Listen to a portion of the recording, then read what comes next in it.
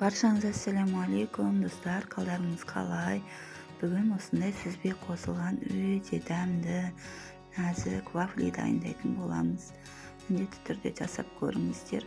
Бізге 2 жұмыртқа, мұнда қант, ерітілген сары май, ұн, қопсытқыш, сонымен қатар кез келген пайыздағы сүзбе қолдануға болады.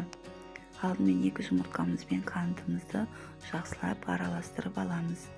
Бізде жұмыртқа үй бөлмесінде тұрғаны дұрыс. Керекті заттың атауын описанияға жазамын. Сол жерден қарап, жасап көріңіздер. Сүзбемізді саламыз. Тағы да жақсылап араластыратын боламыз. Егер де блендермен жасасаңыздар, яғни араластырсаңыздар, онда біздің сүзбеміз жоқ болып әдемі болып тұрады. Менде блендер болмағаннан кейін осылай ірі етіп араласып тұр. Енді үстіне сары майымызды құямыз. Тағы да араластырамыз. Оның үстіне ұнымыз бен разрыхителімізді саламыз. Және де ванилин салатын боламыз.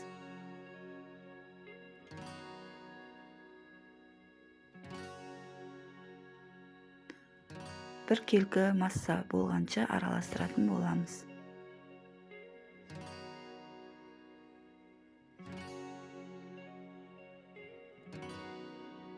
Осы сәттен бастап вафельницамызды қыздырып қоямыз.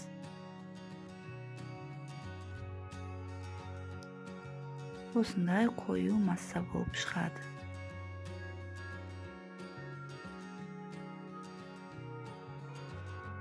Вафельницамыз қызғаннан кейін осылай аз қасықпен бір қасықтан салып пісіріп алатын боламыз. Достар, менің каналыма тіркеліп, лайк басып, комментарий қалдырып қойыңыздар.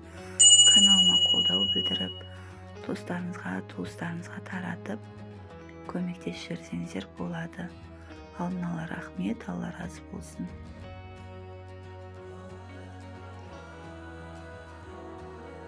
Бізде пісті.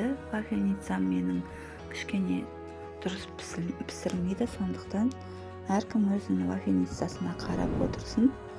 Өте дәмді болып шығады. Міндетті түрде жасап көріңіздер, ас болсын. Тіркелуді ұмытпаңыздар.